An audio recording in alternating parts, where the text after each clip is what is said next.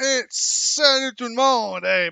Aujourd'hui, ça va être de l'actu Xbox. Ça brasse beaucoup chez Xbox avec la fermeture de nouveaux de studios, encore une fois. Personne n'y échappe, il en parle sur Bloomberg. La fermeture de plusieurs studios de jeux vidéo de la division Xbox de Microsoft Corp a été le résultat d'une vaste initiative de réduction des coûts qui n'est pas encore terminée. Cette semaine, Xbox a commencé à proposer des accords de licenciement volontaires aux producteurs, aux testeurs d'assurance qualité et à d'autres membres du personnel de la société qu'elle a acheté en 2020 pour 7,5 milliards de dollars. Selon les personnes familières avec le plan d'entreprise, d'autres dans l'organisation Xbox ont été informés que d'autres réductions étaient en cours. Un porte-parole de Xbox a refusé de commenter. Ouais, tiens donc. Les employés ont été choqués par l'obturateur. Excusez-moi, j'ai utilisé le traducteur, hein, parce que Bloomberg, généralement, c'est en anglais, ça ne me tentait pas de tout traduire. Ça peut être un peu mal traduit. Par l'obturateur de 3 filiales Xbox mardi et par l'absorption d'une quatrième. La fermeture incluait Tango Gameworks, basé à Tokyo. C'est leur seul studio japonais que Xbox possédait au Japon. Là. Faut le faire. Qui a sorti l'année dernière le jeu d'action Hi-Fi Rush, acclamé par la critique que Tango était en train de lancer une suite, a déclaré les gens qui ont demandé à ne pas être identifiés pour discuter d'informations non publiques. Le président de Xbox, Matt Booty, a fait l'éloge de Hi-Fi Rush, mais n'a pas précisé pourquoi la compagnie avait fermé le studio de développement, selon 3 personnes présentes. Parlant des fermetures plus largement, Booty a déclaré que les studios de l'entreprise avaient été trop minces, comme du beurre d'arachide sur le pain, ouais. Et que les dirigeants de l'ensemble de la division se sont sentis sous-équipés. Ils ont décidé de fermer ces studios pour libérer des ressources ailleurs, a-t-il dit. Booty a ajouté que la fermeture de la filiale Arkane Austin, le développeur de longue date de jeux tels que Prey, n'était pas lié à la performance de son nouveau jeu Redfall. Un flop critique et commercial. Ouais, Redfall, ça a été un désastre pour Arkane Austin. Un désastre. Avant sa fermeture, Arkane Austin avait cherché à revenir à sa racine en s'insimant un nouveau jeu. Mon Dieu, c'est mal traduit. Autrement dit, ils ont voulu revenir à leurs racines puis refaire des jeux comme Dishonored, Prey et compagnie. En gros, c'est ça. Jill Braff, chef de studio Zenimax, a déclaré dans la mairie, c'est mal traduit, qu'elle espérait que la réorganisation permettrait à la division qui développe également Fallout et Doom de mettre davantage d'accent sur moins de projets. Il est difficile de soutenir 9 studios à travers le monde avec une équipe centrale allégée, avec une assiette de plus en plus grande à faire, a-t-elle déclaré, selon l'audio de la réunion examinée par Bloomberg. Je pense que nous étions sur le point de nous renverser, a-t-elle ajouté. Le problème de Xbox, c'est qu'ils ont racheté trop de studios. Et je vais y revenir un peu plus tard dans la vidéo du pourquoi. Mais c'est sûr, plus de studios, plus ça demande des ressources pour supporter ces studios-là. Puis plus on a de projets sur lesquels que ces studios-là travaillent, mais ça fait que ça devient gigantesque à longue.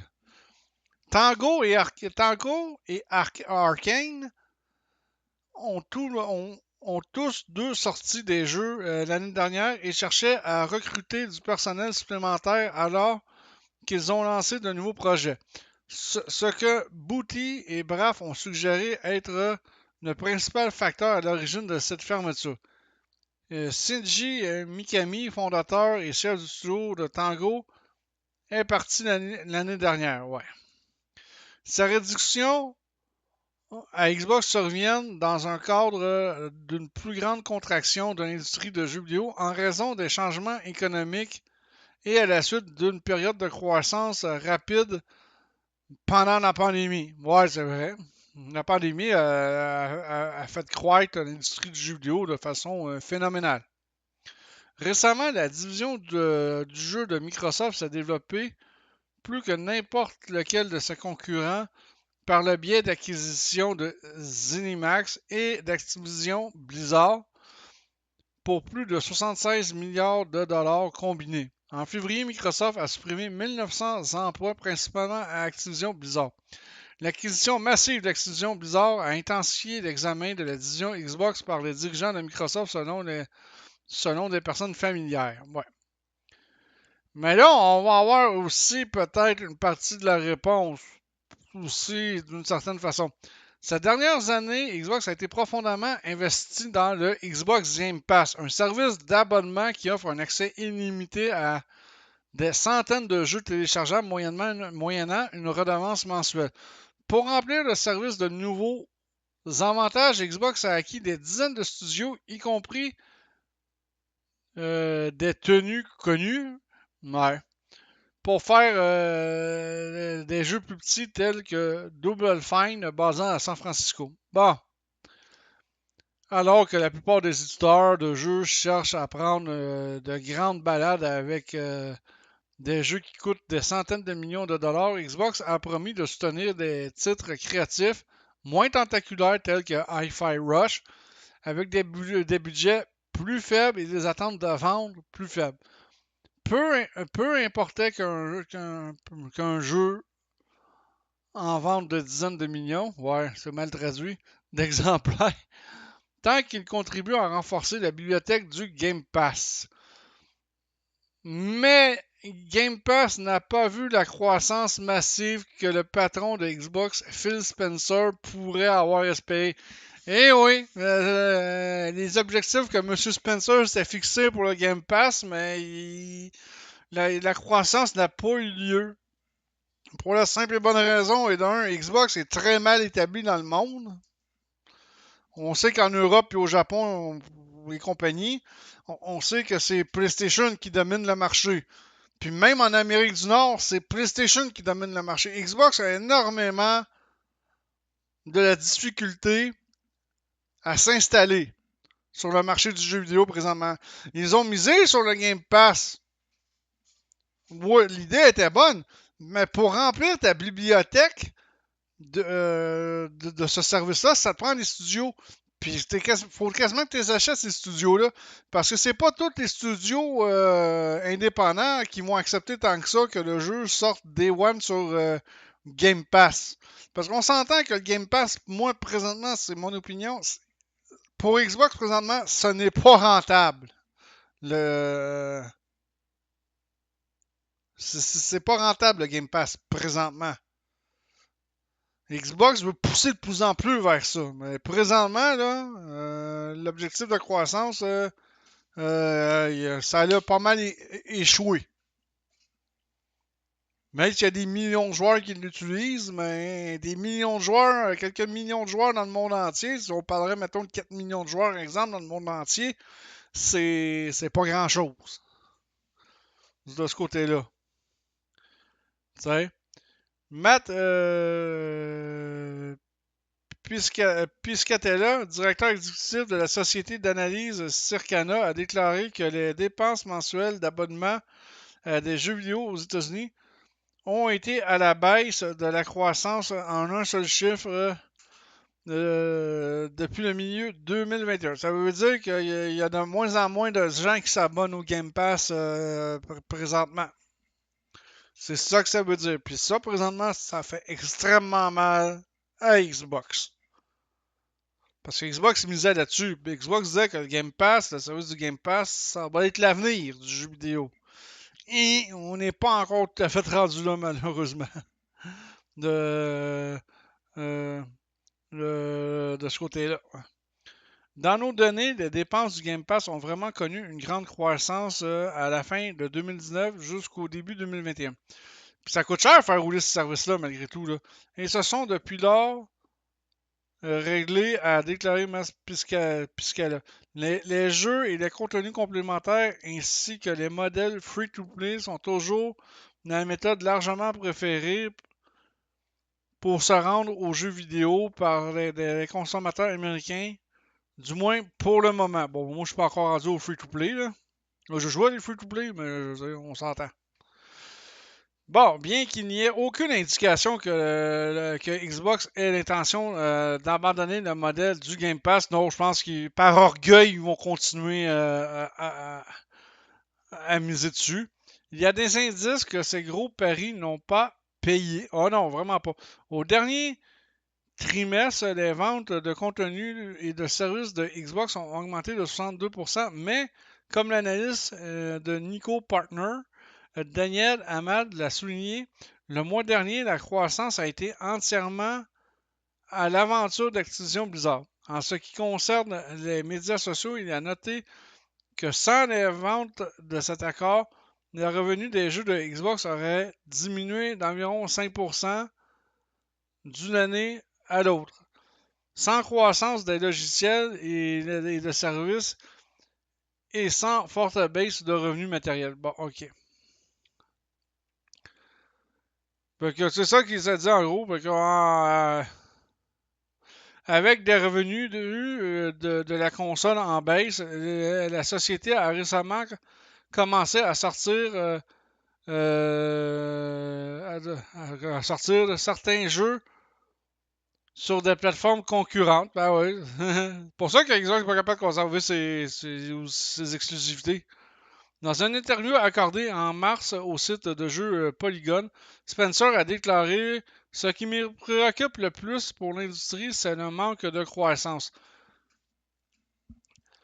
Le problème, il est là. Il manque de croissance, un Game Pass qui coûte extrêmement cher, puis Xbox, c'est ça. Xbox a vu extrêmement gros. Parce que ici, regarde, ici là, on a une autre facette sur Xbox ici jeune. Incroyable. Xbox dit vouloir plus de jeux comme Hi-Fi Rush après la fermeture de Tango. Ben oui, ils veulent plus de jeux comme Hi-Fi Rush, mais ils ont fermé le studio. Comme j'ai dit, Tango était le seul studio japonais que Xbox possédait. C'est fort quand même. Xbox voulait essayer de s'établir au Japon, mais là, en fermant le studio Tango, ben, on va dire que là, Xbox, ça aide pas beaucoup. Xbox veut davantage de jeux plus petits qui génèrent du prestige et récoltent des récompenses. Oui, Hi-Fi Rush a eu une récompense quand même. Puis c'était une exclusivité Xbox. Puis c'est en gros GameWorks, le seul studio japonais que Xbox possédait, est responsable de Hi-Fi Rush ou de la franchise Evil Waiting Game.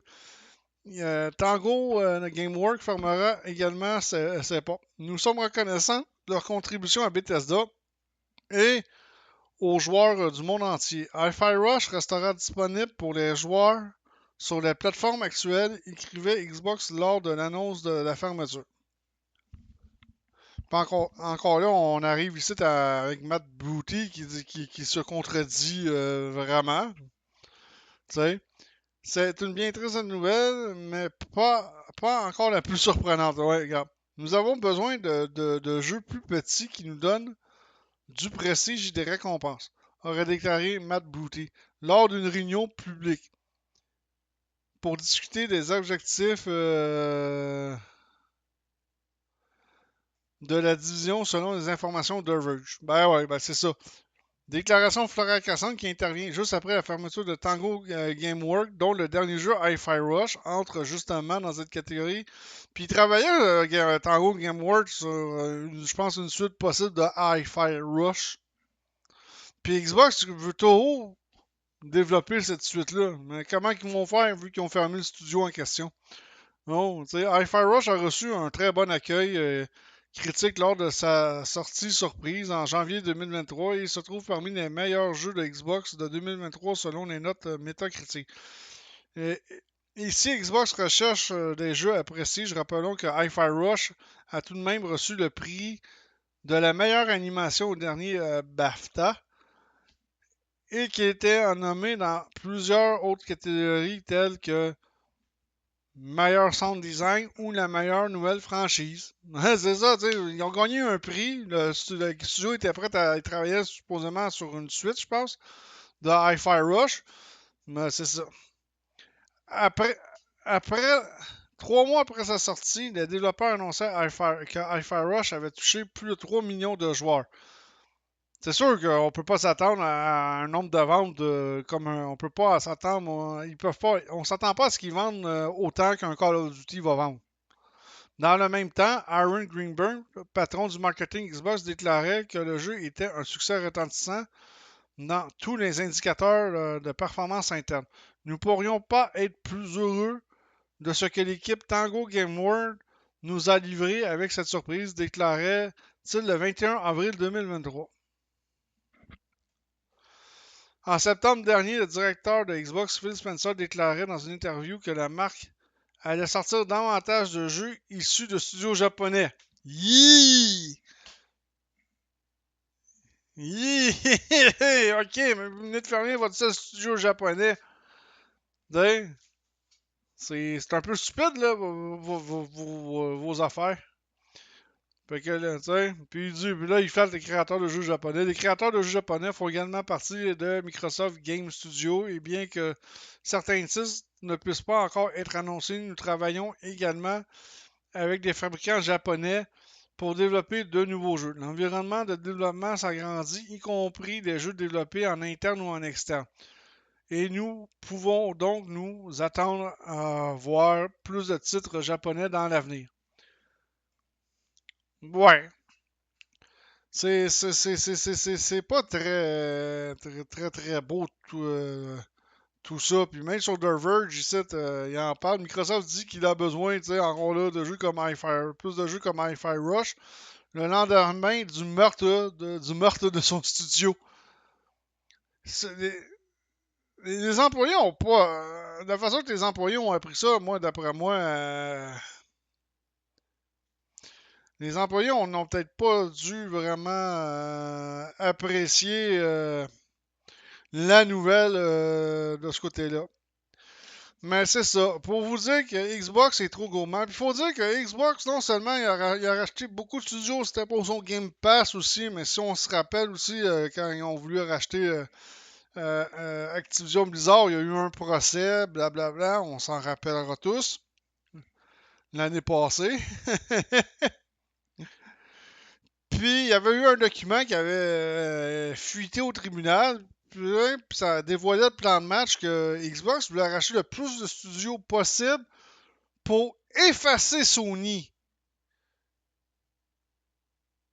du marché du jeu vidéo. Parce que ça avait fuité ce document-là, que Xbox voulait racheter le plus de studios possible pour écarter Sony du jeu vidéo et prendre le monopole ou le plein contrôle. Et ça n'a pas marché, ça non plus. On le voit encore plus là que ça marche pas. Fait que, tu sais, pourquoi que ça va mal chez Xbox? Et un Game Pass qui coûte très cher à faire rouler. Les revenus du Game Pass qui sont en baisse parce que il y a moins de monde qui s'abonne. Puis aussi, mais en plus, mais Xbox vend pas beaucoup de consoles comparé à PlayStation, que lui, il vend énormément de consoles. Fait que ça aide pas. Fait que dans un avenir rapproché, on va falloir que Xbox prenne une sérieuse décision. Est-ce qu'on s'entête à rester dans le jeu vidéo? Ben, dans le sens, est-ce qu'on s'entête-tu encore à sortir des consoles de jeu? Ou on devient un éditeur puis un éditeur de jeux, un développeur de jeux vidéo. Xbox pourrait faire ça, devenir. Tu sais, Sega, c'est ce qu'il a fait. Sega a abandonné le marché de la console. Il est devenu un développeur de jeux en part et entière. Mais Xbox pourrait peut-être s'orienter vers ça aussi, devenir juste un développeur de jeux vidéo. Mais en parlant du Game Pass, et regardez ce qu'ils nous annoncent. Hey, le prix du Xbox Game Pass Ultimate pourrait encore augmenter. Ils ferment des studios, mais on augmente le prix du Xbox Game Pass. Tiens donc. Le Xbox Game Pass est certainement l'un des services à abonnement les plus intéressants du jeu vidéo. Ouais, plus ou moins. Mais le prix du service ne semble plus être idéal selon Microsoft, qui, selon les informations du magazine The Verge, réfléchirait à l'augmenter une nouvelle fois. Ouais. Xbox va-t-il réussir à tenir sa promesse de ne pas augmenter le prix du Xbox Game Pass? Non, ça m'étonnerait qu'il soit capable de tenir cette promesse-là. Le prix du Xbox Game Pass va-t-il augmenter? C'est très possible puisque le média The Verge, souvent bien informé, indique que Microsoft y a pensé alors que l'arrivée de Call of Duty dans Xbox Game Pass devrait avoir lieu en fin d'année et si Microsoft ne change pas sa stratégie et les promesses en place depuis plusieurs années. Ouais. Il augmenterait juste pour le Call of Duty. On me dit que Microsoft a également envisagé d'augmenter à nouveau le prix du Game Pass Ultimate. Il ne s'agit que de considération de sorte qu'une décision finale pourrait signifier qu'un futur Call of Duty apparaîtra dans la plupart des versions du Game Pass. Le débat interne reflète le fait que la stratégie Xbox Microsoft a évolué en passant par la distribution exclusive de ses jeux dans le Game Pass à la possibilité de proposer davantage de jeux sur plusieurs plateformes. Ouais. Mais Call of Duty est déjà sur toutes les plateformes. On peut l'avoir sur Xbox, on peut l'avoir sur PlayStation, on peut l'avoir sur PC. De ce côté-là, si je parle de plateforme, je parle peut-être des plateformes comme Steam et compagnie. Pour rappel, le Xbox Game Pass a connu une hausse de prix en juin 2023, oui. Et à peine 3 mois après, Microsoft déclarait que le prix de service allait encore augmenter, ce qui était inévitable. Questionné sur le sujet du prix du Game Pass par le média japonais Game Watch, Phil Spencer confirmait qu'une nouvelle hausse de prix allait arriver. Avec des millions d'utilisateurs actuellement abonnés au Xbox Game Pass, dont beaucoup sont heureux de l'utiliser, je pense qu'il est inévitable que le prix augmente à l'avenir.